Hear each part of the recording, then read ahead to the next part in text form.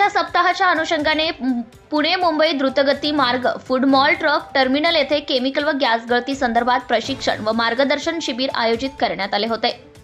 सदर कार्यक्रमाकरिता मार्गदर्शक म्हणून केमिकल तज्ञ Ulhas Thakur, Indian chemical council व धनंजय गीत अपघातग्रस्त सामाजिक संस्थाचे सदस्य हजर होते। सदर शिबिरामध्ये तज्ञांनी केमिकल तसेच गॅस गळती झाल्यास घ्यावयाची दक्षता व करावयाची कारवाई याबाबत प्रत्यक्ष प्रात्यक्षिकांसह मार्गदर्शन केले। सदर कार्यक्रमाकरिता महाराष्ट्र पोलीस केंद्र बोरघाटचे 2 अधिकारी व 29 पोलीस अंमलदार हजर होते। एक्सप्रेसवरील पोलीस पेट्रोलिंग व्हॅनमध्ये व प्रत्येक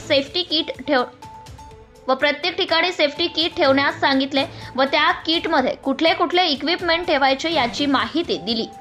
नंतर ट्रान्सपोर्टच्या केमिकल टँकर यांच्यातील ट्रम कार्ड, ड्रायव्हरचे ट्रेनिंग कार्ड चेक करण्यास, ड्रायव्हर यांची ट्रेनिंग झाले का नाही हे तपासणे, ड्रायव्हरच्या बरोबर टँकरवरील एक्सकेम लेबल बरोबर आहे की नाही, हे टँकरवर चारही बाजूला लावले आहे की नाही हे बघायचे। नंतर पोलिसांना कोणाकोणाचे कॉल करायचे, त्यातील जवळील केमिकल एक्सपर्ट यांना कॉल करून अपघाताची माहिती देणे।